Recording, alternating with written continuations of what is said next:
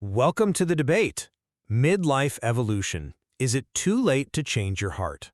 Today we analyze the ideas from the book The Resilient Heart. Usually when we talk about a medical diagnosis, there's this expectation of precision. It feels, almost like engineering. You break your arm, the X-ray shows that jagged white line, and the doctor just points and says, there it is. Right, yeah. Here is the exact problem. Exactly. It's totally binary. I mean, it's either broken or it's not. The protocol is, clean, predictable, and universally understood. And there's immense comfort in that, right? We like our problems to be visible and cleanly categorized. But then you step into the world of adult development, specifically that really dense period between 40 and 60 years old, and suddenly that diagnostic X-ray machine is just utterly broken. Oh, completely broken. We are looking at a landscape that is murky, shifting, and deeply complex. We're dealing with, career plateaus, empty nests, the sudden, really crushing weight of elder care, and a fundamental questioning of our own identities. It is the absolute definition of diagnostic muddy waters. Historically, society has just slapped the label midlife crisis on this entire 2-decade span, bought a sports car metaphor to go with it, and basically walked away, which is incredibly reductive, frankly. Oh, entirely. It completely ignores the actual systemic weight of what people are carrying. Precisely. It is not a crisis in the cliché sense. It is a profound crossroads. And that brings us to our central debate today. We are examining the practical efficacy of the survival and connection strategies proposed for this very specific life stage. Right. And my position is that these methods, which are rooted deeply in neurobiology and psychological frameworks, offer a highly effective, transformative toolkit, a toolkit for turning midlife adversity into profound post-traumatic growth. And my position is that we absolutely must question the realistic application of these proposals. Because relying on individual behavioral tweaks to combat the deep-seated systemic pressures of midlife often ignores the grueling reality of what it actually takes to survive this stage. So let's start right there. From your perspective, where does this framework primarily fall short? Look, I think the goal of thriving in midlife is undeniably noble. But when we strip away the inspiring language and look at the reality of these proposals, there is a massive risk of oversimplifying chronic stress. We are talking about utilizing techniques like daily mindfulness, journaling to reframe our internal narrative, and leaning into mandated vulnerability with others. Which sound like positive steps. They do, but I have to ask, are these realistic long-term solutions for someone who is dealing with systemic midlife exhaustion? I mean, if you're a listener who is facing sudden career redundancy at 45 or entrenched decade-long relational breakdowns, can a breathing exercise genuinely sustain you? I see the disconnect there. Right? Like, are we just handing someone a bucket while their house is actively flooding? I completely understand why it sounds like a disproportionate response when you frame it that way, but we have to look at the rigorous biological logic behind why these methods are actually proposed. Human beings have an innate, documented capacity for post-traumatic growth. Meaning we're wired for it. We are biologically wired to adapt, yes, not just endure. By combining targeted physiological interventions, specifically methods designed to actively downregulate cortisol on the bloodstream, with cognitive restructuring, we aren't just surviving the crossroads, we are literally rewiring our internal compass. Using the body to calm the mind. Exactly. Using the body to calm the mind and the mind to connect with others. I hear the neurobiology argument. I do. But practically speaking, that assumes a linearity that I'm just not sure exists in the messy reality of human development. But let's get into the mechanics of it. Let's start with the foundation you just mentioned, the physiology of stress. Right, so the framework outlines the biological stress cycle in 3 distinct phases. You have alarm, resistance, and exhaustion. Now, in the modern midlife crossroads, we aren't running from physical predators, but our bodies react as if we are. Because the brain doesn't know the difference. Exactly. Because of relentless deadlines, financial anxieties, and relational complexities, we get trapped in a chronic cortisol loop. And this is where we have to talk about what makes midlife biologically unique. We aren't just talking about a stressful Tuesday here. We are talking about cumulative allostatic load. The physical wear and tear. Yes, the wear and tear on the body that accumulates over decades of chronic stress. A 25-year-old having a stressful week is not, the same as a 50-year-old who has been marinating in low-grade cortisol for 20 years. Which is exactly why the physical intervention is so crucial. The proposal here is that we can effectively interrupt this decades-long loop using a structured, daily stress resilience practice.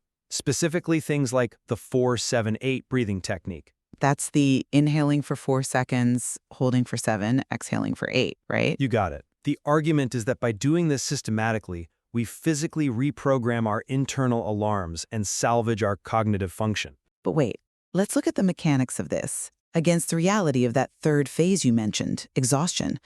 This is the phase where an individual's resources are completely depleted.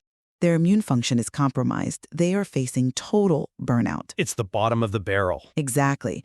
So if a person is in that exhaustion phase, drowning under the simultaneous pressures of managing a parent with dementia while trying to keep a stalling career afloat, does counting your breaths actually work in the long run? Is a physical exercise that offers an anecdotal drop in anxiety a systemic fix, or is it entirely inadequate for the scale of the problem? It feels inadequate if we misunderstand what the breathing is actually doing. We need to look at the underlying mechanism.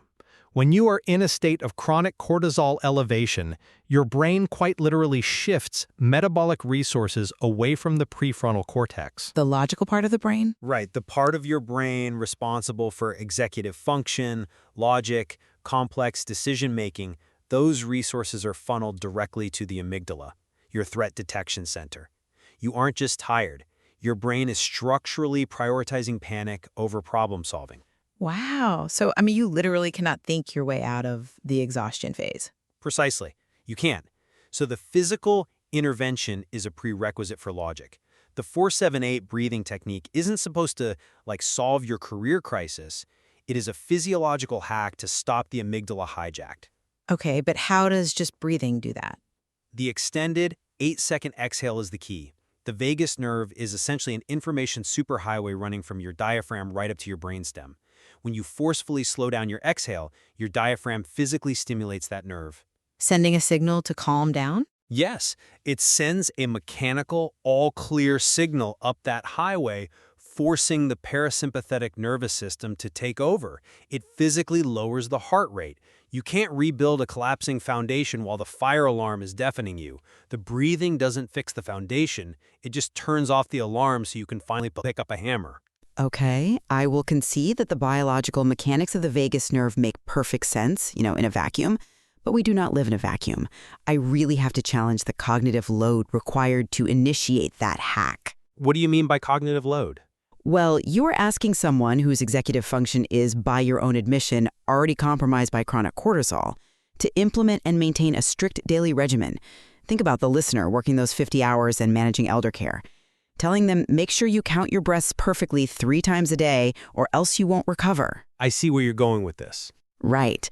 It risks turning this tool into just another metric of failure for someone who is already completely overwhelmed. That is a very real risk, which is why the proposal isn't about perfection.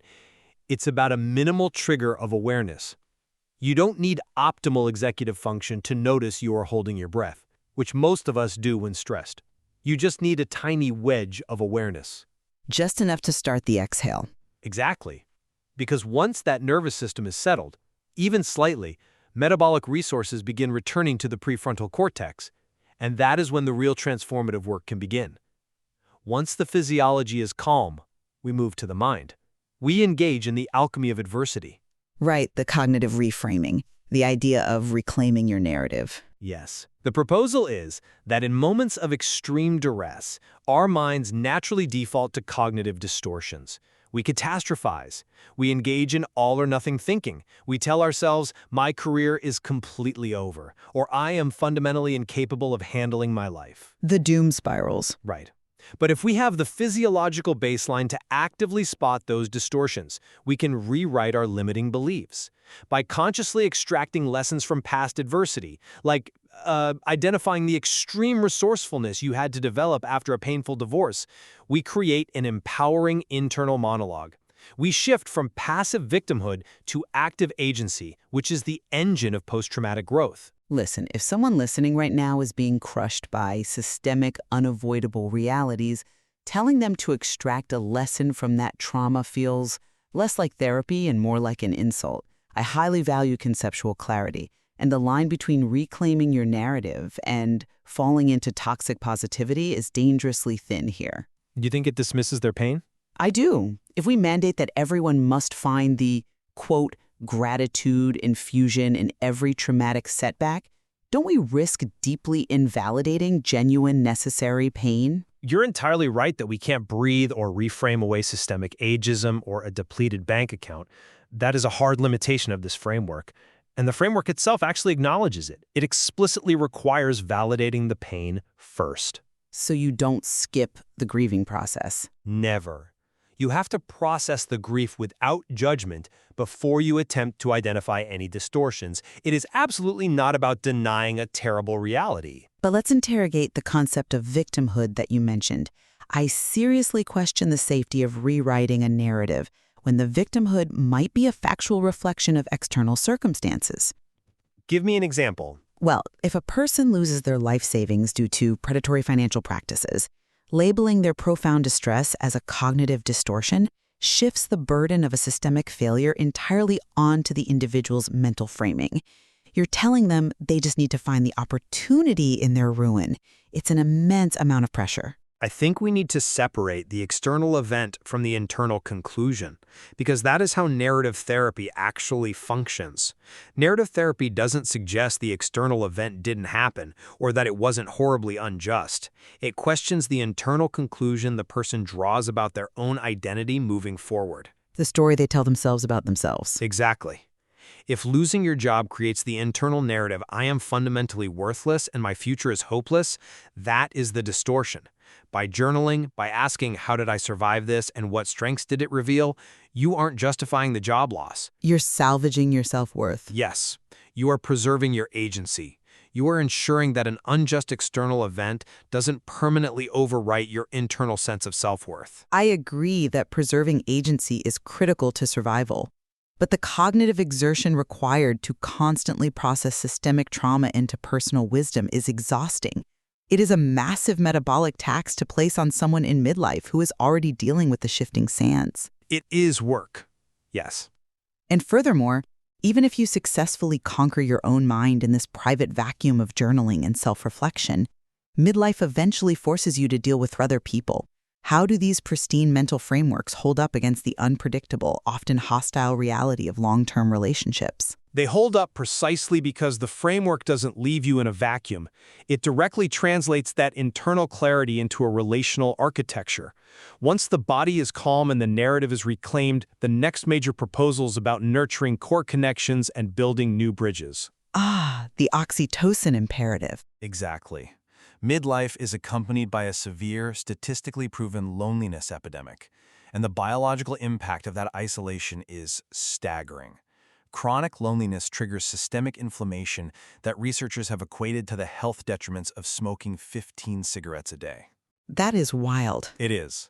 So to survive this crossroads, we absolutely must generate oxytocin, the hormone that downregulates our threat response, fosters attachment, and deepens trust.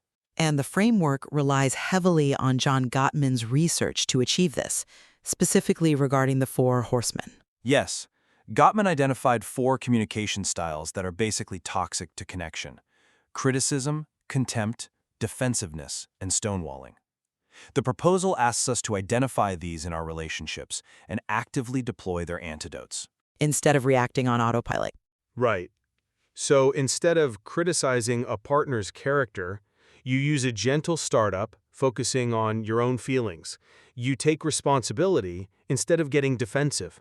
Let's pause on the horsemen, because I think the biological link here is fascinating, but it also highlights my main concern. Why those 4 specifically? What makes them so biologically destructive? Because they aren't just bad communication, they are physiological triggers. Contempt, for example, eye-rolling, sarcasm, mocking, it doesn't just hurt feelings. Gottman's research shows that being on the receiving end of contempt literally lowers your immune system functioning. It makes you physically sick. But it puts the receiver right back into that chronic cortisol loop, the exhaustion phase we talked about earlier. Oxytocin is the biological antidote to that state. And the primary way to generate oxytocin, according to the framework, is by practicing intentional vulnerability. By intentionally disarming yourself, you unlock this profound source of strength and mutual support. But does this actually work in the long run when the other person isn't doing the work?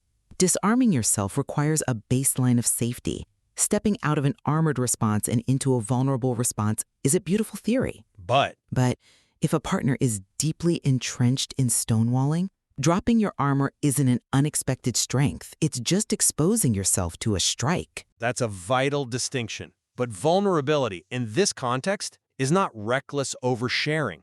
It is a highly calibrated practice. The framework offers a step-by-step guide. You don't just bare your soul to someone actively displaying contempt. So you don't just walk into the line of fire. Exactly. You start by identifying a safe connection. You start incredibly small, maybe sharing a minor worry. You dismantle the armor only in a psychologically safe harbor to trigger that reciprocal oxytocin release. But haven't you considered that the central crisis of midlife is often the terrifying realization that your safe harbors are compromised?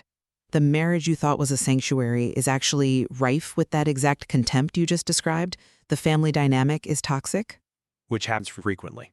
Right.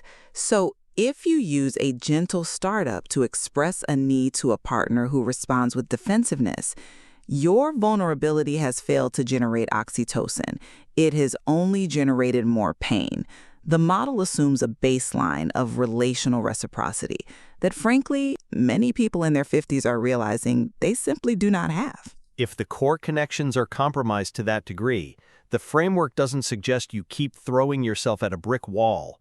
It explicitly directs you to build new bridges.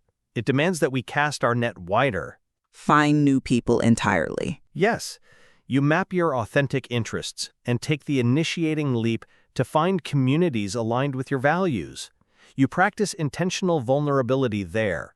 It's about recognizing that interdependence isn't a luxury. It is a biological survival mechanism. You cannot thrive in isolation. I completely agree that isolation is fatal, but the energy required to build new bridges in midlife is massive. You're dealing with extreme time scarcity, deeply ingrained habits, and the profound, exhausting fear of rejection. It's intimidating. Very. If your core bonds are failing and your stress cycle is stuck in the exhaustion phase, joining a new community and practicing intentional vulnerability with strangers might just be too heavy a lift. It is a massive lift. But we have to ask, what is the alternative? Stagnation? The entire trajectory of this framework leads to the concept of generativity, which Erik Erikson identified as the ultimate goal of midlife. Giving back to the next generation. Right. Generativity is living a purposeful life where you guide and nurture the next generation, where you contribute something lasting. If you don't do the physiological work to calm your nervous system, the cognitive work to reframe your narrative, and the relational work to connect, you cannot achieve that legacy. You remain trapped at the crossroads.